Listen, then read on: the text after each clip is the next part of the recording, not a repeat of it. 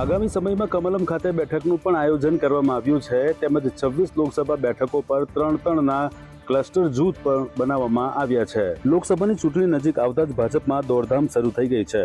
રાજ્યની 26 લોકસભા બેઠકો પર ભાજપે કાર્યાલયને ખુલ્લા મૂકી ચૂંટણીનો શંખનાદ કરી દીધો છે।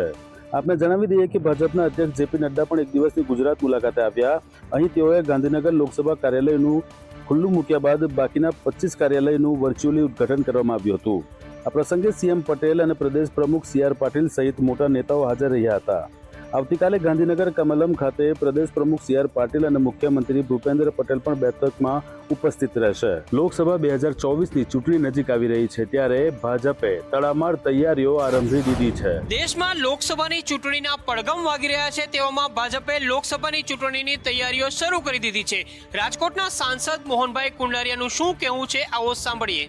આજે આખા ગુજરાતની અંદર ભારતીય જનતા પાર્ટીની લોકસભાના કાર્યાલયના મધ્યસ્થ કાર્યાલય ખોલવાનું એક સાથે આયોજન કરવામાં છે। એના ભાગરૂપે રાજકોટ લોકસભાના કાર્યાલયનું આજે મધ્યસ્થ કાર્યાલયનું ઓપનિંગ થવાનું છે। મનની અંદર ભારતીય જનતા પાર્ટી કાર્યકર્તાની કોઈ ઈચ્છા હોતી નથી। કમળ એ અમારી ઈચ્છા, કમળ આવે, કમળ જીતે અને કેન્દ્રમાં ભારતીય જનતા પાર્ટીની સરકાર બને, નરેન્દ્રભાઈ પાછા દેશના વડાપ્રધાન ત્રીજી વાર બને, આજે અમારી અપેક્ષા। પાર્ટી જે નિર્ણય કરશે અમે કમળને આધારે આજે કાર્યાલય ખોલી છે, કમળ અમારું નિશાન છે। તો આ સાથે જ સાંસદ મોહનભાઈ કુંડારિયાનું કહેવું છે કે 2 વખતથી તે સાંસદ છે ને હવે પાર્ટી જે કહેશે તેમ તે કરશે। લોકસભાની ચૂંટણી પહેલા વજુભાઈ વાળાએ મોટું નિવેદન આપ્યું। કહ્યું કોંગ્રેસની કેટલીક વિકેટો ખરી ગઈ છે અને હજુ પણ કેટલીક ખરવાની છે। ગુજરાતની અંદર ધારાસભ્યો 156 છે અને હજી ખડી વિકેટો ખડીને વધવાના છે। પણ હવે 26 સીટ મેળવવા માટે ગુજરાતની પ્રજા તૈયાર છે। પણ નરેન્દ્રભાઈ મોદીએ કહ્યું હતું કે આ દેશની અંદર ખતરનાક જો કોઈ સંસ્થા હોય તો એ કોંગ્રેસ છે અને કોંગ્રેસના મૂળિયા ઉખેડી નાખવાના છે। મિત્રો, આજના કાર્યકર્તાએ પ્રણ લેવાનું છે, પ્રતિજ્ઞા લેવાનું છે। આપને જણાવી દઈએ કે માર્ચ માસના બીજા સપ્તાહમાં કેન્દ્રીય ચૂંટણી પંચ ચૂંટણીની જાહેરાત કરે તેવી શક્યતાઓ છે, જેના કારણે ભારતીય જનતા પાર્ટી અત્યારથી જ એક્શન મોડમાં આવી ગઈ છે। લોકસભાની ચૂંટણી નજીક આવતા પક્ષ પલટાની મોસમ પણ શરૂ થઈ છે। કોંગ્રેસના નેતાઓ પક્ષ છોડીને જઈ રહ્યા છે ત્યારે શક્તિસિંહ ગોહિલે તેના ઉપર કંઈક આવું કહ્યું। કોઈ જઈ નથી રહ્યું, કેટલીક વાતો પણ થતી હોય છે। મારા સાથે કામ કરનારા સનિષ્ઠ આગેવાનોને કોઈ ને કોઈ રીતે બિનપાયાદાર રીતે પણ ક્યાંક બદનામ કરવાનું કામ કોઈક ગયા છે, એમને મારા સાથે વાત પણ કરી છે, રડ્યા છે કેટલાક, એમને જોવું નથી, કોઈ તકલીફ નથી। સ્વાર્થની રાજનીતિ કરવી હોત તો અમરીશભાઈ ક્યારની કરી હોત। આજે તો એમના પાસે એટલા બધા ધારાસભ્યો છે, એટલા બધા છે કે એમને જે દિવસે અમરીશભાઈ ખુદ ધારાસભ્ય હતા, લાલ જાજમ અને બધી જ લાલચ હોય તો પણ જે ન વેચાયા હોય, મને ગૌરવ છે મારા આવા મિત્રો પર। કેન્દ્રીય ગૃહ રાજ્ય મંત્રી અમિત શાહ પોતાના ગૃહ રાજ્ય ગુજરાતમાં છે ત્યારે તેમને વિરોધીઓ પર પલટવાર કરતા ન્યાય પ્રણાલી વિશે મહત્વનું નિવેદન આપ્યું હતું। भारत 150 साल पुराने तीनों क्रिमिनल जस्टिस के मूल कानून आईपीसी, सीआरपीसी और एविडेंस लॉ को स्क्रैप कर नए कानूनों को इंट्रोड्यूस कर चुका है। और संयोग की ही बात है कि तीनों कानून में जो प्रमुख मुद्दे हैं उसमें 2 मुद्दे इसी कॉन्फ्रेंस से जुड़े हुए। एक तो समय पर न्याय मिले और दूसरा सजा करने के दर को बढ़ाकर अपराधों पर लगाम लगाना। તો સાથે જ વધુમાં અમિત શાહે કહ્યું હતું કે ન્યાય હાસ્યાસ્પદ ન હોવો જોઈએ। સ્વાભાવિક છે કે નવા કાયદાના કારણે જજ અને પોલીસને તકલીફ થોડી થશે। જામીન મળી હોવા છતાં પણ ચેતર વસાવા હજુ પણ જેલમાં જ રહેશે। જી હા, તેમણે બહાર નીકળવા માટે શરત રાખી છે। છેલ્લા 39 દિવસથી જેલમાં બંધ આમ આદમી પાર્ટીના ધારાસભ્ય ચેતર વસાવાએ આખરે સોમવારે તેમને જામીન મળી ચૂક્યા છે, જે બાદ તેઓ જેલમાંથી બહાર આવશે તેવી ચર્ચા હતી। જોકે હવે સંદેશ ન્યૂઝે એવી એક્સક્લુઝિવ માહિતી મળી છે કે જામીન મળવા છતાં ચેતર વસાવા હાલ જેલમાંથી બહાર નહીં આવે। તેનું કારણ છે તેમના પત્ની ચેતર વસાવાના પત્ની શકુંતલા વસાવા હજુ પણ જેલમાં છે અને તેમના જામીનની સુનાવણી આગામી 24 જાન્યુઆરીએ સુપ્રીમ કોર્ટમાં થવાની છે. એવામાં પત્નીને જામીન મળ્યા બાદ ચેતર વસાવા જેલમાંથી સજોડે બહાર આવશે. આપને જણાવી દઈએ કે ચેતર વસાવા પર વનકર્મીઓને મારવાનો અને ધમકાવવાનો ગુનો નોંધાયો છે, જે બાદ તેઓ 14 ડિસેમ્બરથી જેલમાં છે.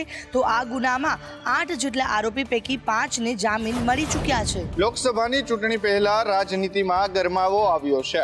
કોંગ્રેસના નેતા ભાજપના નેતા સાથે જોવા મળી રહ્યા છે. લોકસભાની ચૂંટણી પહેલા રાજનીતિ ગરમાઈ છે, જેમાં કોંગ્રેસના નેતા લલિત વસોયા ભાજપના નેતા સાથે જોવા મળ્યા છે. તેમાં વસોયા ભાજપના નેતાઓ સાથે જોવા મળતા અનેક ચર્ચાઓ થઈ છે. વસોયા ભાજપના નેતાઓ સાથે એક સ્ટેજ પર જોવા મળ્યા છે. રામલલ્લાની આરતીના કાર્યક્રમમાં લલિત વસોયા હાજર રહ્યા છે, જેમાં લલિત વસોયા પૂર્વ કેબિનેટ મંત્રી જયેશ રાદડિયા સાથે જોવા મળ્યા છે. લલિત વસોયા ભાજપના એમએલએ મહેન્દ્ર પાડલિયા સાથે જોવા મળ્યા છે. તેમજ લલિત વસોયા રામ મંદિરની શુભેચ્છા પોસ્ટર લગાવ્યા હતા. રાજકોટ જિલ્લાના ધોરાજીના પૂર્વ ધારાસભ્ય લલિત વસોયા ફરી ભાજપના નેતાઓ સાથે જોવા મળી રહ્યા છે. આપને જણાવી દઈએ કે ગત વિધાનસભાની ચૂંટણી પહેલા લલિત વસોયા સતત ભાજપના કદાવર નેતા સાથે જોવા મળી રહ્યા. આજે નીતિશ કુમાર અચાનક જ રાજ્યપાલને મળવા પહોંચ્યા હતા. ત્યારબાદ 50 મિનિટ જેટલી મીટિંગ ચાલી હતી. તેના પરથી લાગી રહ્યું છે કે બિહારમાં કોઈ નવી જૂની થવાના એંધાણ છે. મુખ્યમંત્રી નીતિશ કુમાર મંગળવારે અચાનક રાજ્યપાલ રાજેન્દ્ર વિશ્વનાથ આર્લેકરને મળવા રાજ્યભવન પહોંચ્યા હતા. સીએમ અને રાજ્યપાલ વચ્ચે લગભગ 50 મિનિટ સુધી મીટિંગ ચાલી હતી. તેમની સાથે સંસદીય કાર્ય મંત્રી વિજય ચૌધરી પણ હાજર હતા. મીટિંગ બાદ મુખ્યમંત્રી રાજભવનથી રવાના થયા. તેમણે પત્રકારો સાથે વાત કરી ન હતી. અહીં પૂર્વ સીએમ જીતન રામ માંઝીએ સોશિયલ મીડિયા પર ખેલા હોબે લખીને હલચલ મચાવી દીધી છે. જોકે આરજેડી તેને ઔપચારિક મુલાકાત ગણાવી છે. તો આરજેડી પ્રવક્તાએ કહ્યું ઓલ ઇઝ વેલ. તો બીજી તરફ બિહારમાં સિયાસી ઉથલપાથલ વચ્ચે સુપ્રીમોએ એક્સ પર પોસ્ટ કરી અને માહોલ ગરમ કરી દીધો છે. લોકસભાની ચૂંટણી નજીક આવતા ફરી એક વખત આંદોલનની શરૂઆત થઈ છે, જેમાં આજે એજટાટ મુખ્ય શિક્ષકો દ્વારા આંદોલનની શરૂઆત કરવામાં આવી છે. લોકસભા ચૂંટણી પહેલા શિક્ષકો ફરી આંદોલનની રાહે આગળ વધી રહ્યા છે. વર્ષોથી વણ ઉકેલ્યા પ્રશ્નોને લઈને આજે શિક્ષકોએ રેલી કાઢી અમદાવાદ કલેક્ટરને આવેદનપત્ર આપ્યું. એચટાટ મુખ્ય શિક્ષકોની બદલીના નિયમો જાહેર કરવામાં આવી છે. તાલુકા અને જિલ્લા ફેરબદલી કેમ્પ સત્વરે યોજવા માંગ કરી છે. સાથે જૂની પેન્શન યોજના લાગુ, પગાર વિસંગતતા દૂર કરો અને નોકરીના નીતિ નિયમો સ્પષ્ટતાપૂર્વક જાહેર કરવાની માંગ કરવામાં આવી છે. કેળવણી નિરીક્ષકની ભરતીમાં રેશિયો 1:1 રાખવા માંગ કરાઈ છે. એચટાટ ઉમેદવારોએ પોતાની 5 માંગોને લઈને આજે ગાંધી આશ્રમથી રેલી સ્વરૂપે કલેક્ટર કચેરી જઈ તેમની માંગો રજૂ કરી હતી. આ સાથે જ ઉમેદવારોનું કહેવું છે કે તેમના પ્રશ્નોનું સમાધાન 1 અઠવાડિયામાં નહીં આવે તો ઉગ્ર આંદોલન પણ કરવામાં આવશે. માત્ર ₹10 આપો અને ડુપ્લિકેટ મરણ અને જન્મનો દાખલો બનાવી આપવાનું રાષ્ટ્રવ્યાપી કૌભાંડ સુરત ક્રાઇમ બ્રાન્ચે ઝડપી પાડ્યું છે. ફાસ્ટ પોર્ટલ ઓનલાઈન સહિત અલગ અલગ 4 વેબસાઇટના માધ્યમથી દેશના કોઈ પણ રાજ્ય, શહેર કે જિલ્લાના આરોગ્ય વિભાગના નામે માત્ર ₹10 જન્મ મરણના પ્રમાણપત્ર બનાવી આપવાના મસ્ત મોટા રેકેટો પર્દાફાશ કરવામાં આવ્યો છે. સુરત પોલીસને પાલિકાના વરાછા ઝોનના આરોગ્ય વિભાગમાંથી સુરેશ ચૌહાણ નામના વ્યક્તિનું ઇસ્યુ કરવામાં આવેલા જન્મ મરણના દાખલાની તપાસમાં સમગ્ર કૌભાંડ ઉજાગર થયું છે. સુરત ક્રાઇમ બ્રાન્ચની આર્થિક નિવારણ શાખા દ્વારા પાલિકાના આરોગ્ય વિભાગના કર્મચારીની ફરિયાદ લઈને સમગ્ર કૌભાંડના મૂળ સુધી પહોંચવા માટેના ચક્રો ગતિમાન કરવામાં આવ્યા છે. મહાનગરપાલિકા હોય, જિલ્લા પંચાયતની કચેરી હોય કે પછી સીએચસી સેન્ટરમાં બનેલા ડુપ્લિકેટ જન્મ અને મરણ દાખલાનો પર્દાફાશ કરવામાં આવ્યો છે. પંચાયત સેવા પસંદગી મંડળ દ્વારા મલ્ટીપર્પઝ હેલ્થ વર્કરની પરીક્ષાનું જે વેઇટિંગ લિસ્ટ છે તે જાહેર કરવામાં આવ્યું છે. મંડળે ટ્વીટ કરી માહિતી આપી. પંચાયત સેવા પસંદગી મંડળ દ્વારા લેવામાં આવેલી મલ્ટીપર્પઝ હેલ્થ વર્કરની પરિણામ આવી ગયા બાદ કેટલીક નિમણૂકો આપી દેવામાં આવી છે. જો કે ખાલી રહેલી જગ્યાઓ ભરવા માટે હવે વેઇટિંગ લિસ્ટ પબ્લિશ કરવામાં આવ્યું છે. મંડળના અધ્યક્ષ હસમુખ પટેલે ટ્વીટ કરી આ અંગેની માહિતી આપી છે. રિશફલિંગ અને વેઇટિંગ લિસ્ટના ઉમેદવારોની ફાળવણી કરવામાં આવશે. જિલ્લા ફાળવણી માટે 6 અને 7 ફેબ્રુઆરીએ ઉમેદવારોને બોલાવવામાં આવશે. આ અંગેનો સત્તાવાર કાર્યક્રમ છે એ ભરતી બોર્ડના વેબસાઇટ ઉપર મૂકવામાં આવશે. એ પ્રકારે પણ હસમુખભાઈએ પોતાના ટ્વિટરમાં જણાવ્યું છે. આગામી 6 થી 7 ફેબ્રુઆરી જિલ્લા ફાળવણી કાર્યક્રમ આયોજન કરવામાં આવશે. જે પણ વેઇટિંગ લિસ્ટમાં ઉમેદવારો છે એમને જાણકારી આપવામાં આવશે. આજે અયોધ્યામાં રામલલાના મંદિરના દરવાજા 1 કલાક વહેલા બપોરે ખોલવામાં આવ્યા હતા. સાંજ સુધીમાં 3 લાખથી વધુ લોકોએ મુલાકાત લીધી હતી. અયોધ્યામાં રામલલાના અભિષેક બાદ 23 જાન્યુઆરી મંગળવારથી મંદિરમાં સામાન્ય લોકોના દર્શન શરૂ થઈ ગયા છે. રાત્રિના 3 વાગ્યાથી જ દર્શન માટે ભક્તોની ભારે ભીડ ઉમટી પડી હતી. ઘણા રાજ્યોમાંથી લોકો રામલલાના દર્શન કરવા આવ્યા છે. મંદિરના દરવાજા ખુલતાની સાથે જ અંદર જવા માટે લોકોમાં દોડધામ મચી ગઈ હતી. દર્શન માટે ઉમટેલી ભીડનો અંદાજ એ વાત પરથી લગાવી શકાય છે કે બપોરે સુવા માટે બંધ કરાયેલા ભગવાન રામલલાના દરવાજા 1 કલાક પહેલા જ ખોલી દેવામાં આવ્યા હતા. રામલલાના સુવાના દરવાજા બપોરે 12:30 વાગ્યાથી 2 વાગ્યા સુધી બંધ રહેવાના હતા, પરંતુ ભીડને કારણે તેઓ બપોરે 1 વાગ્યે જ ખોલવામાં આવ્યા હતા. આપને જણાવી દઈએ કે લોકોને નાના સમૂહમાં રામલલાના દર્શન માટે મોકલવામાં આવે છે, જેથી કરીને લોકો ખૂબ જ સારી રીતે રામલલાના દર્શન કરી શકે. શ્રી રામના ચરણોમાં જ અંતિમ શ્વાસ લીધો.